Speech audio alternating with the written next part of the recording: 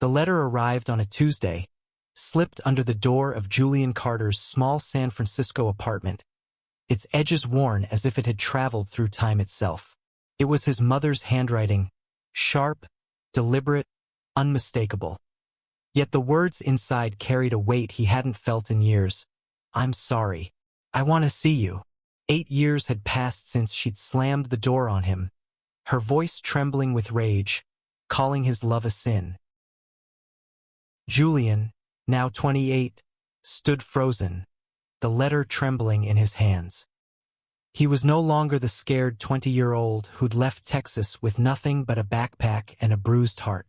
San Francisco had become his refuge, a city where he could breathe as a gay man, where Castro's rainbow flags fluttered like promises of freedom. Yet, the past clung to him like damp fog. His mother, Evelyn, had been his world until she wasn't. Her rejection had carved a hollow space in him, one he'd filled with new friends, a budding career as a graphic designer, and, most recently, a man named Marcus who made his heart race in ways he hadn't thought possible. The letter's words blurred as Julian's mind spiraled. Why now? What had changed? He sank onto his thrift store couch, the city's hum outside his window fading. Marcus would be home soon, and Julian wasn't sure how to explain this. Marcus, 32. A nurse with a quiet strength and eyes that saw through Julian's walls, had a way of grounding him. But this was a storm Julian wasn't sure he could weather. He thought back to that summer in Austin, 2017, when he'd come out to Evelyn. He was 20, home from college, nervous but hopeful. They'd been close, sharing late-night talks over iced tea on the porch, her laughter warm as the Texas sun. But when he told her he was gay, her face had hardened. "You're choosing this," she'd said, her voice low, as if he'd betrayed her. "You're no son of mine." The words had cut deeper than any knife, and when she told him to leave, he did. He hadn't spoken to her since. Now her letter lay like a landmine. Julian's phone buzzed. Marcus, texting he was on his way. Julian shoved the letter into a drawer, but its weight lingered. He didn't want to reopen old wounds, not when he'd finally built a life worth living. Yet, a small, stubborn part of him wondered if Evelyn had changed. Could she? He didn't know if he was ready to find out. Marcus arrived, his dark hair damp from the evening mist, his smile fading as he saw Julian's face. "What's wrong?" he asked, setting down his bag. Julian hesitated, then pulled out the letter. Marcus read it silently, his brow furrowing. "What do you want to do?" he asked, his voice steady but laced with concern. "I don't know," Julian admitted. "Part of me wants to burn it. Part of me wants to hear her out." Marcus nodded, pulling Julian into a hug. His warmth was a lifeline, but it couldn't erase the ache. Julian knew he'd have to decide soon. Meet her or let the past stay buried. The next morning, Julian sat at his desk, sketching designs for a client but unable to focus. His mind kept drifting to Evelyn. She'd been a single mother, raising him in a small Austin bungalow, her faith a cornerstone of their life. Church every Sunday, prayers before meals. He'd known her beliefs might clash with his truth, but he hadn't expected her to choose them over him. Now her letter hinted at regret. Was it real, or was it a trap? Another chance to judge him? He called his best friend, Lila, a 29-year-old barista with a knack for cutting through his spirals. "She's your mom, Jules," Lila said over coffee at a Mission District cafe. "You don't owe her anything, but you'll wonder forever if you don't go. Take Marcus. He's your rock." Julian nodded, but doubt gnawed at him. What if Evelyn rejected him again? What if she rejected Marcus? That night, Julian and Marcus sat on their balcony, the city lights sprawling below. "If you want to see her," Marcus said, "I'll be there, every step." Julian looked at him, at the man who'd taught him love could be steady, not a storm. He nodded. Okay, I'll write her back. The reply was brief. I'll meet you. Neutral ground. San Francisco next month. He sent it before he could overthink, his heart pounding. Evelyn's response came quickly. I'll be there. Thank you, Julian. The words felt foreign, like a language he'd forgotten. He didn't know what to expect, but the decision was made. He'd face her, not for her sake, but for his own. Weeks passed, and Julian threw himself into work, trying to drown out the anxiety. Marcus kept him grounded, cooking dinners, sharing quiet nights. But as the meeting neared, Julian's dreams grew restless. Flashes of Evelyn's face, her voice, the door slamming. He'd wake in a sweat, Marcus's arms pulling him close. You're not alone in this, Marcus would whisper. It helped, but it didn't erase the fear. The day arrived. Evelyn had chosen a small cafe in North Beach, a place with warm wood tables and the scent of espresso. Julian arrived early, Marcus at his side. His heart raced as he scanned the room. Then he saw her. Evelyn, older now, her dark hair streaked with gray, her eyes softer than he remembered. She stood, hesitant, and for a moment, time collapsed. She was his mother, but she was also a stranger. Julian, she said, her voice trembling. He nodded, unable to speak. Marcus squeezed his hand under the table. This was it, the moment that could heal or break him again. Evelyn's hands fidgeted with the edge of her scarf, a nervous habit Julian remembered from childhood. She looked smaller than he recalled, as if the years had worn her down. The cafe buzzed around them, but to Julian, it was just the three of them. Him, Evelyn, and Marcus, sitting in a fragile bubble of possibility. I didn't think you'd come, Evelyn said, her voice barely above a whisper. Her eyes darted to Marcus, then back to Julian. I've missed you. Julian's throat tightened. Missed him? The words felt like a cruel joke after years of silence. He wanted to ask why she hadn't reached out sooner, why she'd let him carry the weight of her rejection alone. But Marcus's hand, warm and steady on his, kept him anchored. Why now? Julian managed, his voice rough. Evelyn's gaze dropped to her coffee cup. I was wrong, she said. I was scared, and I let my fear, my beliefs blind me. I've spent years regretting it. Her voice cracked, and Julian saw tears glisten in her eyes. He wanted to believe her, but the hurt ran deep, a riverbed carved by years of absence. Marcus spoke, his tone calm but firm. Mrs. Carter, I'm Marcus. I love your son, and I'm here because he's worth fighting for. But he's been hurt. If you're here to hurt him again, we're done. His words were a shield, and Julian felt a rush of gratitude. Marcus wasn't just his partner. He was his protector. Evelyn nodded, wiping her eyes. I don't want to hurt him. I want to understand. I want to try. She looked at Julian, her expression raw. I've been going to a new church. They talk about love, not judgment. It made me see things differently. I know I don't deserve your forgiveness, but I'm asking for a chance. Julian's chest ached. He wanted to scream, to tell her how her words had haunted him, how he'd spent years rebuilding himself. But he also saw something new in her, a vulnerability he hadn't expected. I don't know if I can forgive you, he said honestly, but I'm here. That's a start. The conversation stumbled forward, awkward but earnest.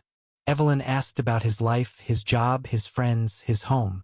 Julian answered cautiously, leaving out the nights he'd cried himself to sleep, the times he'd wondered if he was unlovable. Marcus filled the silences, sharing stories of their life together, like the time they danced in the rain at a street festival, laughing until they couldn't breathe. Evelyn listened, her face softening with each word. As they left the cafe, Evelyn reached for Julian's hand. He stiffened but didn't pull away. Her touch was tentative, like she was afraid he'd vanish. "Can we meet again?" she asked. Julian hesitated, then nodded. "Maybe. I'll let you know." Back at their apartment, Julian felt drained, like he'd run a marathon. Marcus pulled him onto the couch, wrapping him in a blanket. "You did good," Marcus said, kissing his forehead. "You faced her. That's huge." Julian leaned into him, the weight of the day settling. He didn't know if he could trust Evelyn, but for the first time he felt like he had the strength to try. Over the next few weeks, Julian and Evelyn met again, always in public parks, cafes, a bookstore in the Haight. Each meeting was a step, small but deliberate, toward something new. Evelyn shared her own struggles. Her divorce from Julian's father years ago, her isolation in Austin, her slow unraveling of rigid beliefs. Julian listened, torn between empathy and resentment. She was trying, but the past wasn't easily erased. Marcus was Julian's compass through it all. He'd sit with Julian after each meeting, listening as he poured out his fears and hopes.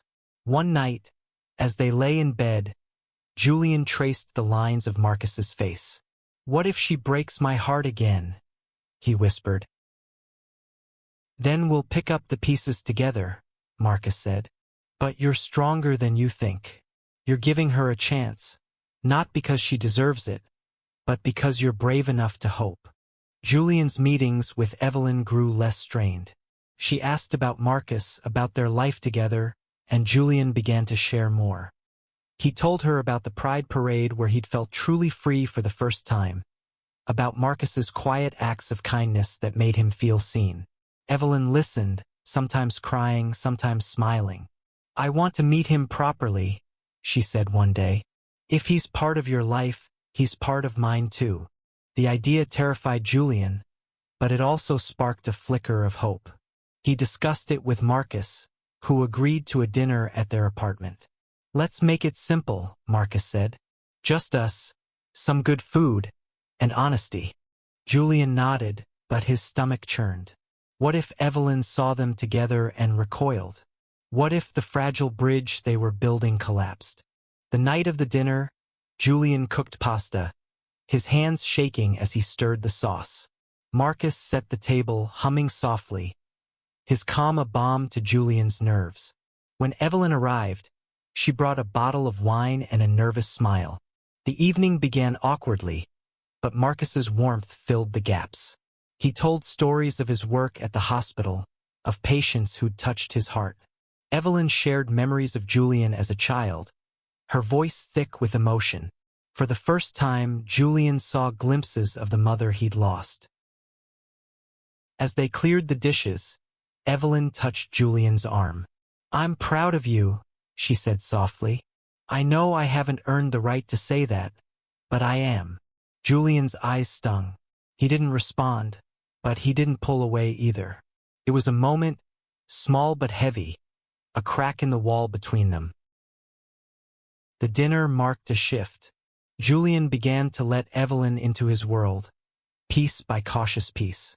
They texted more often, short messages at first about the weather or a book she'd read, then longer ones about life, dreams, regrets. Julian felt like he was rediscovering her, not as the mother who'd rejected him, but as a woman grappling with her own flaws. Still, trust was fragile. Julian wrestled with memories of her rejection, the way her words had echoed in his mind for years. He'd built a life without her, and part of him feared letting her back in. Marcus noticed the tension, the way Julian's shoulders tightened after each call with Evelyn. "You don't have to rush this," he said one evening, as they walked along the Embarcadero, the bay glittering under the stars. "You're allowed to take your time."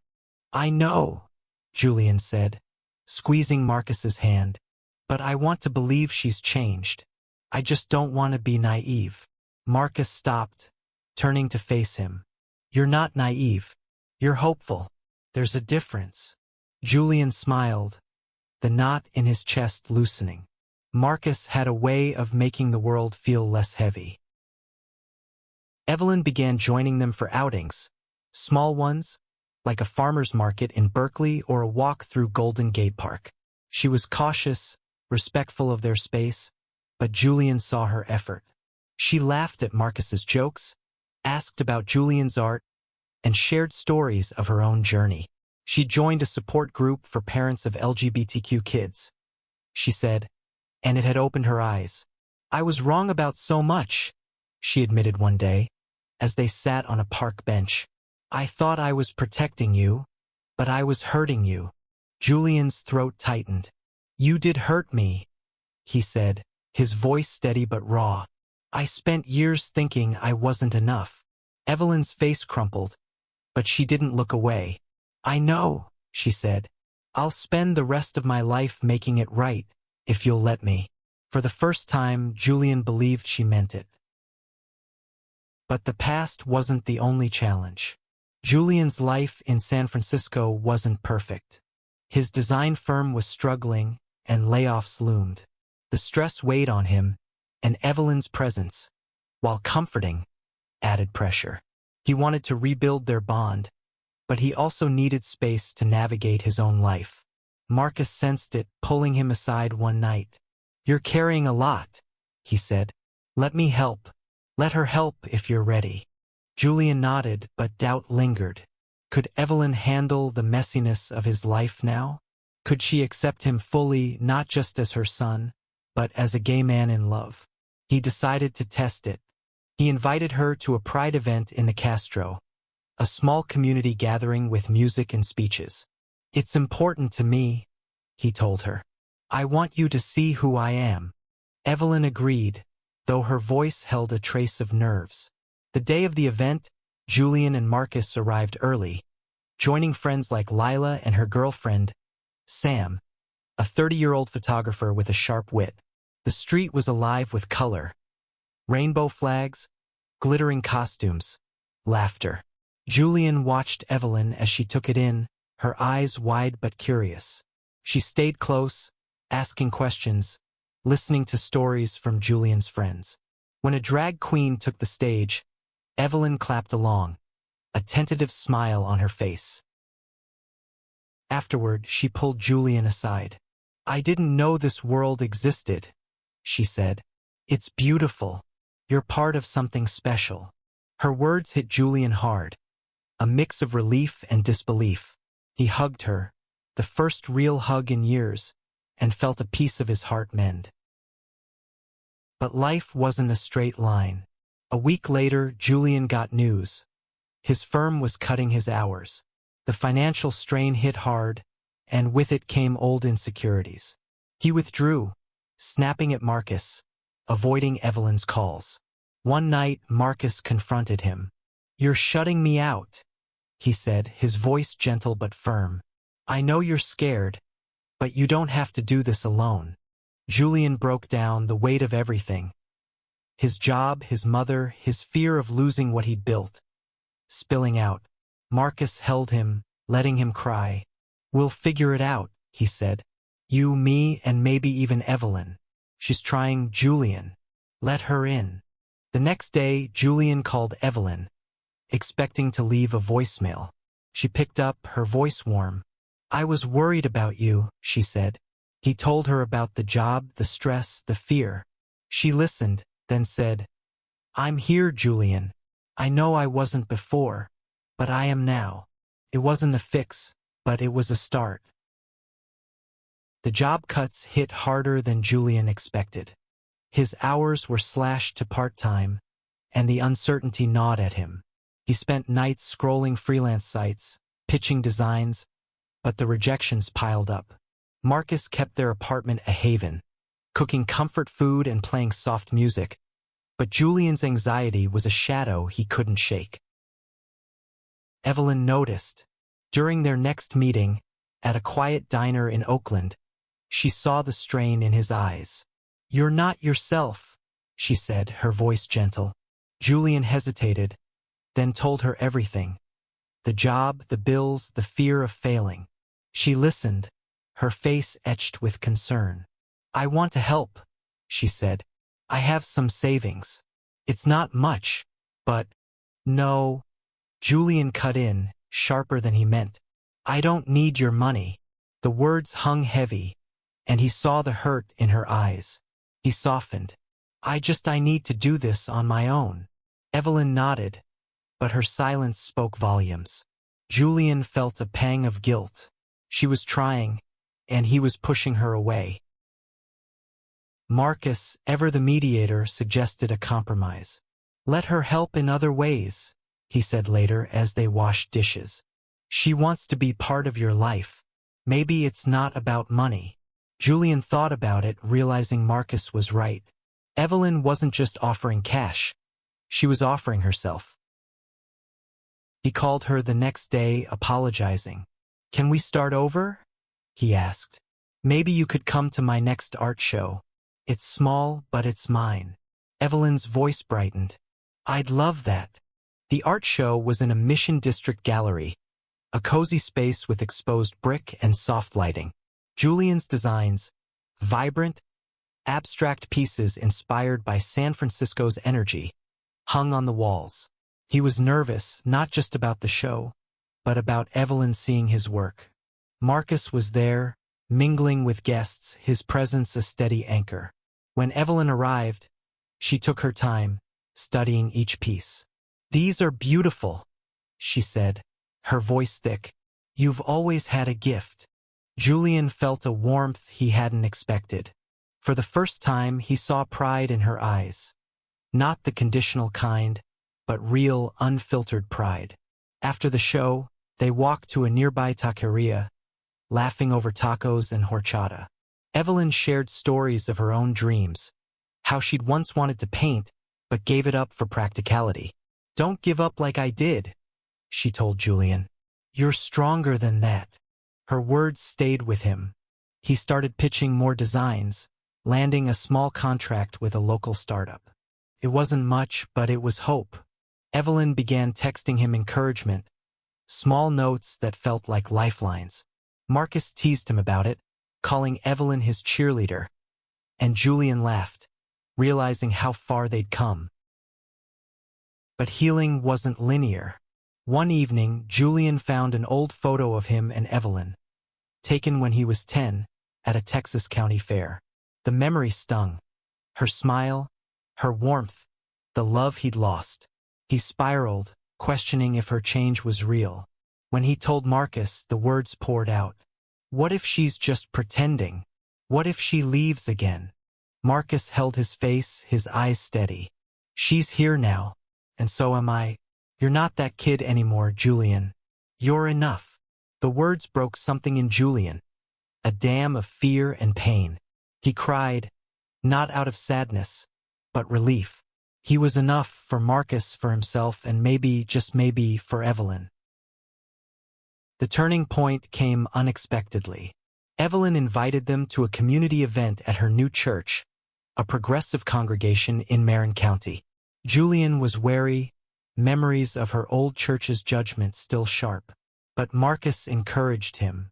"Let's see who she is now," he said. They went, sitting in the back, watching as Evelyn greeted friends, her face alight with purpose. The sermon was about love, unconditional, boundless, and Julian felt something shift. This wasn't the faith that had torn them apart. It was something new. Afterward, Evelyn introduced them to her friends, calling Marcus Julian's partner with a smile. Julian's heart swelled. She was trying not just with him, but with the life he'd built. As they drove home, Marcus reached for his hand. "She's proud of you," he said. "And so am I." Julian nodded, tears in his eyes. For the first time, he felt like he could let go of the past. Not forget it, but move beyond it. Evelyn wasn't perfect, but she was here, and that was enough for now. Months passed, and Julian's life began to stabilize. The startup contract led to more work, and he felt his confidence returning. Evelyn became a regular part of his world, not just as a mother, but as a friend. They'd meet for coffee, share stories, laugh over old memories. She even started learning about design, asking Julian to explain his process, her curiosity genuine. But the true test came unexpectedly. Marcus's hospital hosted a fundraiser, a gala to support community health programs. Julian invited Evelyn, wanting her to see the man he loved in his element. She arrived in a simple dress, her nerves evident but her smile warm. Marcus was a star, charming donors, sharing stories of his patients. Julian watched, his heart full, as Evelyn clapped for Marcus's speech, her eyes shining with pride. At the gala's end, they stepped outside, the San Francisco skyline glittering. Evelyn took Julian's hand, then reached for Marcus's. "I'm so glad you found each other," she said, her voice steady. "I was wrong, Julian. I see that now. You're my son, and I love you, exactly as you are." Julian's breath caught. He'd waited years for those words, and now they were real. He squeezed her hand, tears falling. "I love you too," he said, the words heavy with meaning. Marcus smiled, pulling them both into a hug. In that moment, under the stars, Julian felt whole. The years that followed weren't perfect. Julian and Evelyn still had moments of tension, old wounds that flared under stress. But they talked through them, rebuilding trust one conversation at a time. Marcus was their glue, his steady love a foundation for them all. Evelyn became a fixture in their lives, joining them for holidays, pride events, even helping Julian with his portfolio. One evening, years later, they sat on that same San Francisco beach where Julian and Marcus had shared countless moments.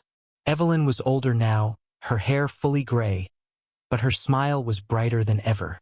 She held Julian's hand, watching the sunset, and for a moment, she seemed to forget the years of pain, the reasons she'd once turned him away. "You've built a beautiful life," she said softly. Julian looked at Marcus, then back at her. "We all did," he said, and as the waves crashed, he knew it was true. They'd mended what was broken, not by erasing the past, but by choosing love over fear. It wasn't a fairy tale, but it was theirs, a story of forgiveness, resilience, and a family reborn.